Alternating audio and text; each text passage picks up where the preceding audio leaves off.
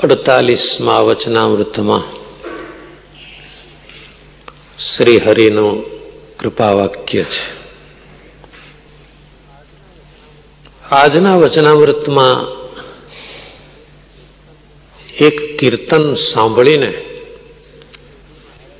શ્રીજી મહારાજે કીર્તન રચનાર અને બનાવનારની ગાનારની બહુ પ્રશંસા કરી, ખૂબ વખાણ કર્યા. એ કીર્તન મહારાજને બહુ જ ગમી ગયું. એટલું ગમી ગયું કે આહા, આવું કીર્તન ગાનાર ઉભા થઈને એના પગમાં પડીએ. કયું કીર્તન હશે? આપણા મનમાં એમ થાય કે જો એ કીર્તન તમે નામ આપો તો અમે પણ ગાઈએ, મોઢે કરી લઈએ. આજે શ્રીજી મહારાજ સભામાં બિરાજ્યા હતા. એક સંતે તુલસીની કંઠીઓ મહારાજને પહેરાવી દીધી, ઘણી બધી ઢગલો. શા માટે? પ્રસાદીની કરાવવા. તુલસીની કંઠી હાથથી બનાવેલી.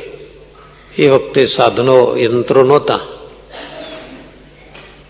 ઘણી બધી કંઠીઓ મહારાજને પહેરાવી નવી,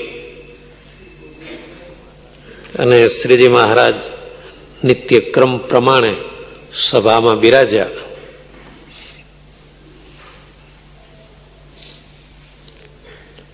અને પ્રેમાનંદ સ્વામીએ કીર્તનની શરૂઆત કરી. સ્વામીએ પોતે જ રચેલું એ નવું જ કીર્તન. આ કીર્તનનો જન્મ થયો એટલે કે વિક્રમ સંવત 1880 મહાવદી 14 દિવસે આ કીર્તનની રચના થઈ. એ ધ્યાનનું કીર્તન છે. સભાની શરૂઆત કીર્તનથી થતી. પ્રેમાનંદ સ્વામીએ કીર્તન ઉપાડ્યું. વંદો સહજાનંદ રસ રૂપ અનુપમ સારને રેલો, જેને ભજતા છૂટે ફંદ કરે ભવ પારને. સહજાનંદ સ્વામી મારા ઈષ્ટદેવ રસરૂપ મૂર્તિ છે. સર્વરસ સ્વામિનારાયણ ભગવાનના સ્વરૂપમાં છે. એને આજે હું વંદન કરું છું. અને જીવનનો સાર સ્વામિનારાયણ ભગવાન છે. સર્વોત્તમ સાર. એથી પર બીજું કંઈ છે નહીં. સ્વામિનારાયણ ભગવાનનું ભજન કરો તો ફંદ માત્ર છૂટી જાય. ફંદા, જગતના બંધનો. હસતા હસતા સુખપૂર્વક જિંદગી જીવી શકાય. અને સ્વામિનારાયણ ભગવાનના ચરણમાં અને શરણમાં અક્ષરધામમાં પહોંચી શકાય. ભવ પાર, સંસાર સિંધુ તરી જવાય સ્વામિનારાયણ ભગવાનનું ભજન કરતા કરતા. અને આ મારા ઈષ્ટદેવ સ્વામિનારાયણ ભગવાન કેવા છે? સમરો પ્રગટ રૂપ સુખધામ અનુપમના મને રેલો, જેને ભવ બ્રહ્માદિક દેવ ભજે તજી કામને રે. કોઈ પણ કાર્ય શ્વાસે શ્વાસ સમરું સ્વામિનારાયણ ભગવાનનું સ્મરણ કરું છું.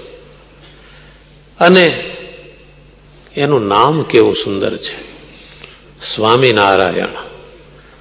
અનંત કોટી બ્રહ્માંડના સ્વામી, અનંત ઈશ્વરોના સ્વામી, જે કાંઈ દેખાય છે સર્વના સ્વામી એક મારા ઈષ્ટદેવ સ્વામિનારાયણ ભગવાન છે.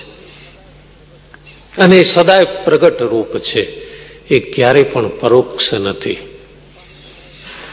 સ્વામિનારાયણ ભગવાને સભામાં અનેક વાર કહેલું છે, સત્સંગી જીવન કે ભક્ત ચિંતામણી ભૂષણ કોઈ પણ શાસ્ત્રમાં હું આ દેવ સ્વરૂપે અખંડ બિરાજું છું. દેવ, આચાર્ય, સંત અને શાસ્ત્ર આ ચાર સ્વરૂપે આ ધરતી ઉપર અખંડ બિરાજું છું. સમરૂપ પ્રગટ રૂપ, સદાય પ્રત્યક્ષ અને પ્રગટ સ્વરૂપ છે. અને આનું ભજન કરી લો એ જિંદગીનો સાર છે. કદાચ કોઈને એમ થાય કે ના સ્વામી ટાઈમ નથી, નવરા નથી પડતા, તમે તમારા ઉપર કામ જ શું છે? જેને ભવ બ્રહ્માદિક દેવ, જેના માથે કેટલી જવાબદારી છે, તમારા માથે તો જવાબદારી કેટલી હશે? વિચારો કેટલી. 10 સાડા 10 પહોંચ્યા ને 5 વાગે પાછા 6 વાગે, અને કામ થયું એટલું થયું, કાલ આવજો. અથવા ઘરની જવાબદારી કેટલી, 2 કે 3 છોકરાની, અને 90 મીટરમાં ઉભા કરેલા 4 ભીતડાની, બીજી કેટલી જવાબદારી. હાય હોય સાના કરો છો? ભાવ બ્રહ્માદિક ઉપર કેટલી જવાબદારી છે? આ બ્રહ્માંડ આખું નિભાવે છે. આ ધરતી એક સરખી બરાબર ફર્યા કરે છે, ના સ્પીડ વધવી જોઈએ ના ઘટવી જોઈએ, એક સરખા ચક્કર માર્યા જ કરે. એ સિવાય આ બ્રહ્માંડમાં જુઓ ને, ઉનાળો, શિયાળો, ચોમાસું, અનંત ભાર વનસ્પતિઓ, જીવ પ્રાણી માત્ર, તમામ સર્જનો, સમય આવે એના વિસર્જનો કેવું ચાલ્યા કરે છે. ઇતિહાસકારો, સંશોધનકારો બધા ગોથા ખાઈ જાય એવું આ વિશ્વમાં જાયબી ભર્યું કામ અખંડ ચાલ્યા કરે છે. એ કામ કરનારા બ્રહ્માદિક ઈશ્વરો પણ એના કામમાંથી સમય મેળવીને મારા સ્વામિનારાયણ ભગવાનનું ભજન કરે છે. તો તમે ખોટા બહાના કાઢો છો, અમારા માથે બહુ જવાબદારી છે, અમે નવરા પડતા નથી, અમને ચિંતા બહુ છે. રાખ્યા કરો ચિંતા, ઊંચા જ નહીં આવો, હેરાન થઈ જશો.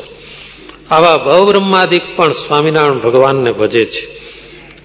તમને ખબર નથી મારા ઈષ્ટદેવ કેવા છે.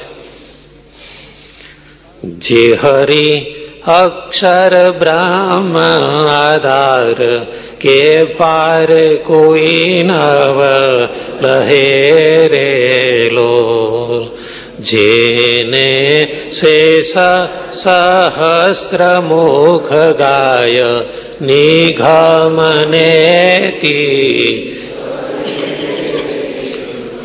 ઓહો, મારા ઈષ્ટદેવ અક્ષર પર, અક્ષરાધિપતિ મારા ઈષ્ટદેવ એવા છે. સૌથી પર અક્ષર અને અક્ષરથી પર સ્વામિનારાયણ ભગવાન. એનો પાર કોણ પામે? સૌથી સર્વોત્તમ શાસ્ત્ર ગણાય વેદ, તો એ વેદ નેતિ નેતિ નેતિ, એનો કોઈ ઇતિ નથી. કોઈ એમ કે સ્વામિનારાયણ ભગવાનને સાંગો પાંગ મેં સમજી લીધા છે, જાણી લીધા છે, એના દર્શન કરી લીધા છે, આટલા જ છે, એમનું ઐશ્વર્ય, એમનો પ્રતાપ, એમની સત્તા આટલી જ છે. ના ના ના, તું શું જાણતો હતો? આપણે હમણાં હવે તો દૂધની કોથળીઓ આવે છે, પણ પહેલા દૂધના વેપારીઓ નાના નાના માપિયા રાખતા. 100 ગ્રામ કહો એટલે એક ડબલું હોય, અંકોડો ભરાવેલો, તમારા વાસણમાં ઠલવતા. એ 100 ગ્રામના માપિયાથી કદાચ એ 500 ગ્રામ કે કિલો દૂધ માપી શકાય. બહુ તો સમય હોય તો એ 100 ગ્રામના માપિયાથી આખું કેન દૂધનું માપી શકાય. પણ સમુદ્રનો માપ લેવો હોય ત્યારે એ 100 ગ્રામનું માપિયું શું કામ લાગે? આ માણસની બુદ્ધિ છે ને, એ 100 ગ્રામના માપિયા જેટલી છે. એ ભગવાનના સ્વરૂપને ક્યાંથી માપી શકે? જિંદગી જાય, એક નહીં હજારો જિંદગી જાય તોય પણ તમારી પાસે તો એક જીભ છે ને, જેને શેષ સહસ્ર મુખ ગાય. શેષ નારાયણ 1000 મુખેથી જેનો મહિમા ગાયા કરે છે, છતાં એના મહાત્માના પારને પામ્યા નથી. એવા મારા ઈષ્ટદેવ સ્વામિનારાયણ ભગવાન છે, એનું હું ધ્યાન કરું છું, એને વંદન કરું છું. સ્વામી આ કીર્તન શા માટે રચે છે એ પહેલા જ પદમાં સ્પષ્ટ કરી દે છે. જેનો આવો મહિમા છે, જેનું આવું મહાત્મ્ય છે, એ ભગવાનનું આ સુંદર સ્વરૂપ વર્ણવું સુંદર રૂપ અનુપા જોગલ ચરણે નમી રેલો નખ શિખ